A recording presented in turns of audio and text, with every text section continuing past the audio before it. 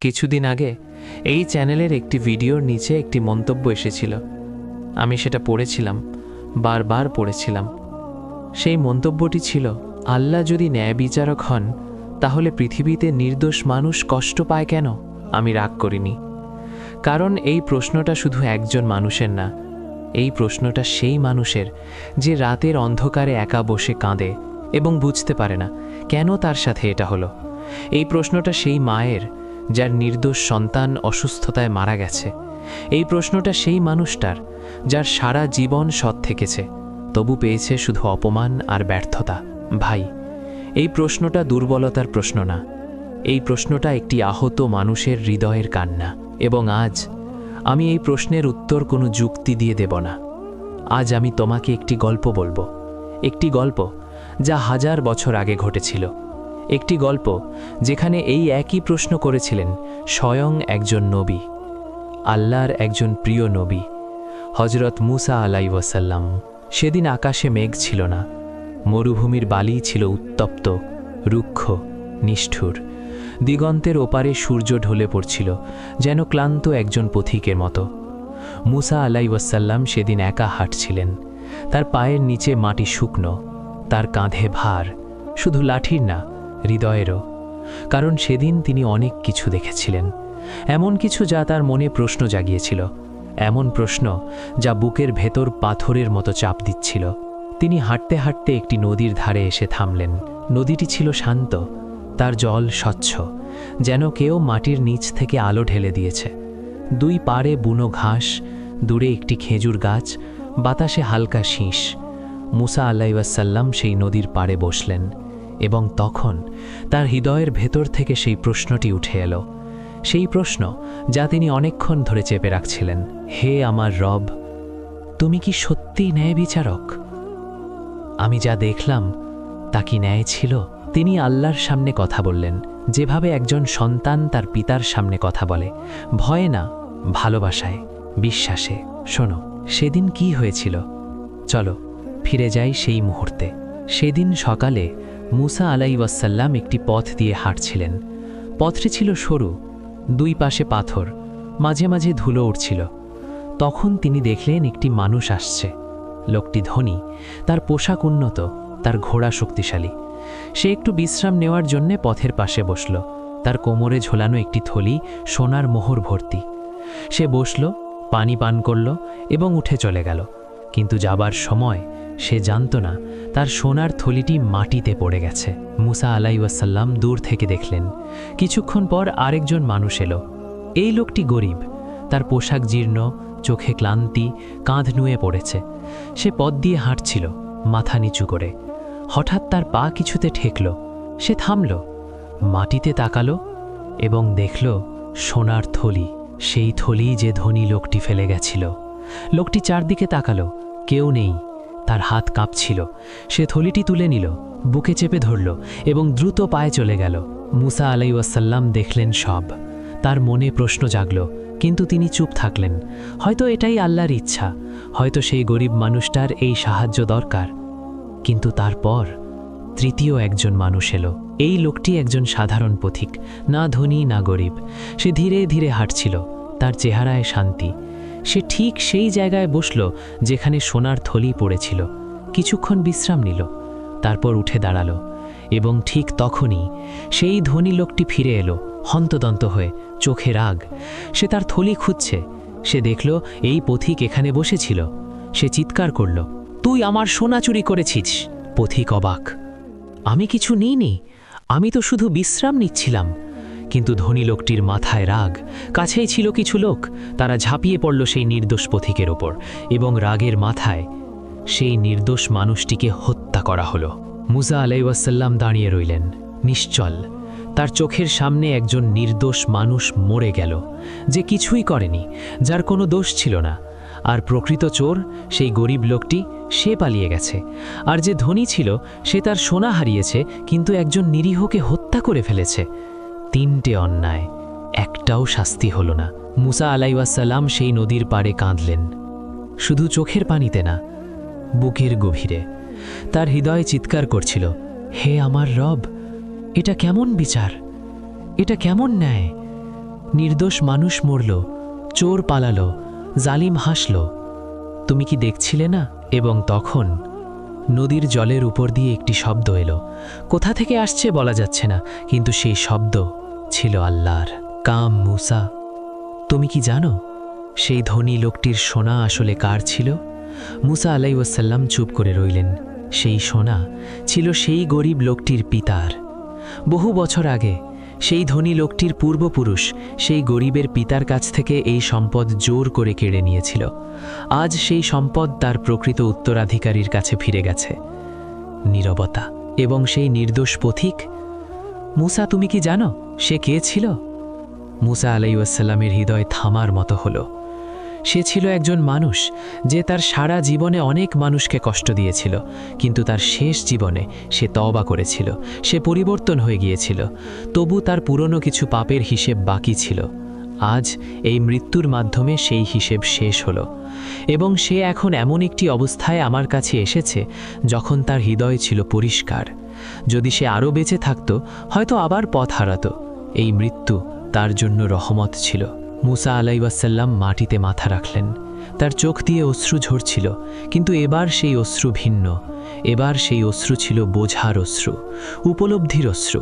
তিনি বুঝলেন তিনি শুধু দেখছিলেন একটি মুহূর্ত, একটি দৃশ্য, একটি পলক, কিন্তু আল্লাহ দেখছিলেন শুরু থেকে শেষ পর্যন্ত, প্রথম শ্বাস থেকে শেষ শ্বাস পর্যন্ত, জন্মের আগে থেকে মৃত্যুর পরে পর্যন্ত।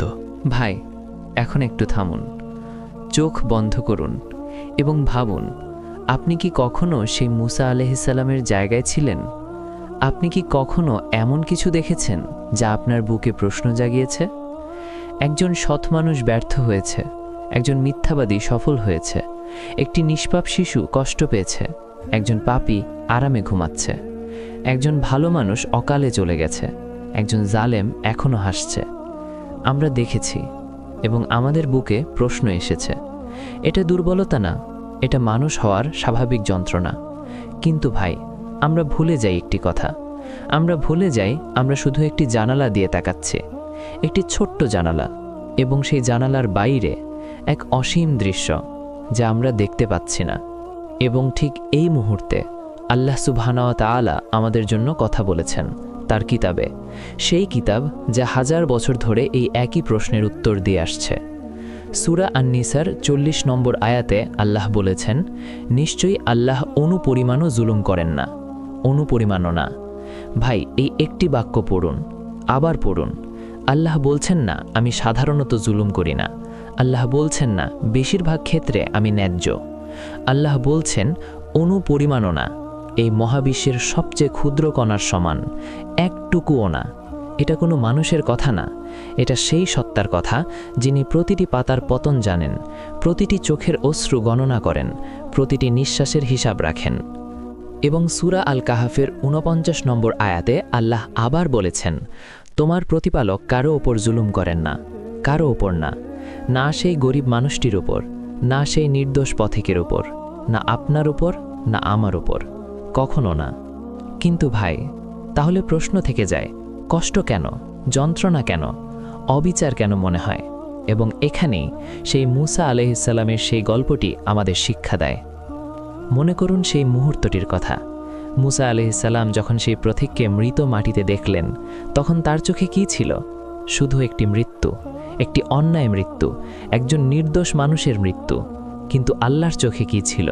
সেই মানুষের পুরো জীবন, তার শৈশব, তার যৌবন, তার পাপ, তার তওবা, তার হৃদয়ের পরিবর্তন, তার ভবিষ্যতের সম্ভাব্য পথভ্রষ্টতা, এবং এই মৃত্যুর পর তার জন্য যা অপেক্ষা করছে তার সম্পূর্ণ চিত্র।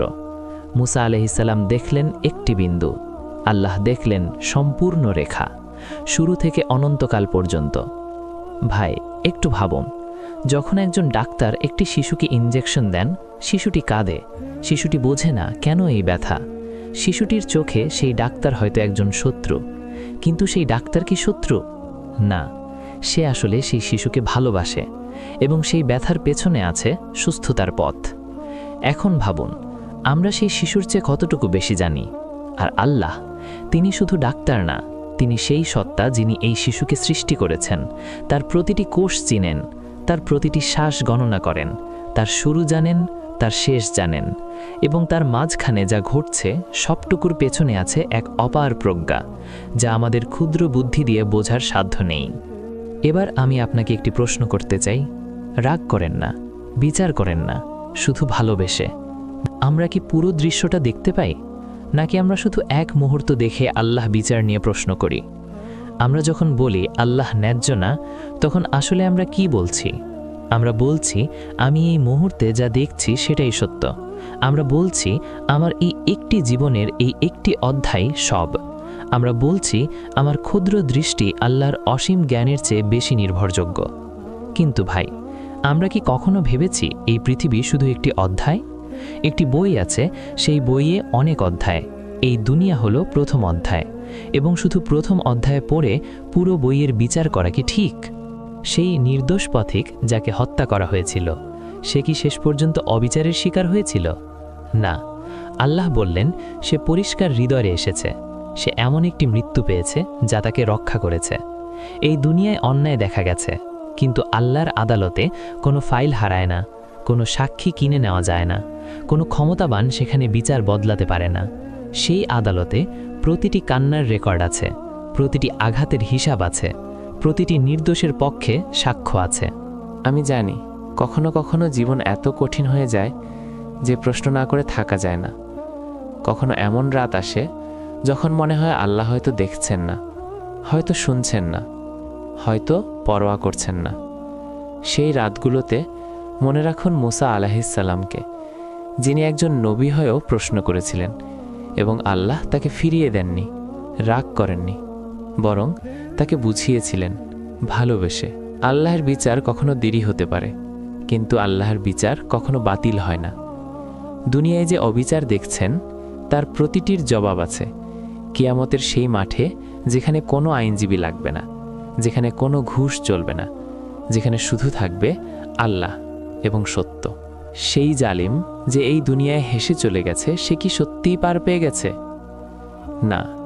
সূরা আল কাহাফে আল্লাহ বলেছেন, সেই দিন প্রতিটি আমল সামনে রাখা হবে এবং তোমার প্রতিপালক কারো উপর জুলম করেন না, কারো উপর না।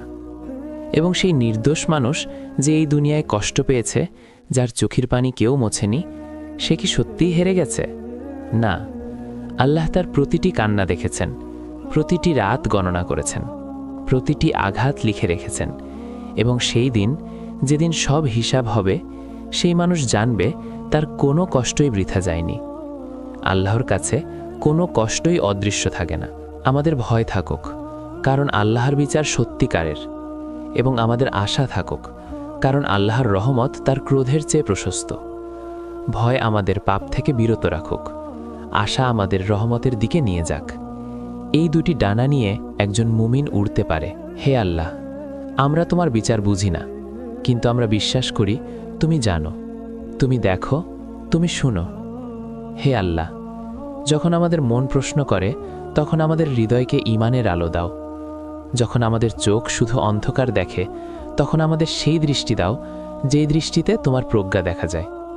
হে আল্লাহ, যারা এই পৃথিবীতে কষ্ট পেয়েছে, যারা নির্দোষ হয়ে কেঁদেছে, তাদের জন্য তোমার রহমত পাঠাও, এবং যারা প্রশ্ন নিয়ে বসে আছে, তাদের হৃদয়ে তোমার নূর দাও। আমিন। ভাই, আল্লাহর বিচার কখনো ঘুমায় না, কখনো বিরতি নেয় না, কখনো কাউকে ভুলে যায় না। এই দুনিয়া একটি পরীক্ষাগার, এবং পরীক্ষার মাঝখানে ফলাফল দেখানো হয় না, কিন্তু পরীক্ষার শেষে প্রতিটি প্রশ্নের উত্তর মিলিয়ে দেওয়া হবে, প্রতিটি কষ্টের বিনিময়ে দেওয়া হবে, প্রতিটি অশ্রুর মূল্য দেওয়া হবে।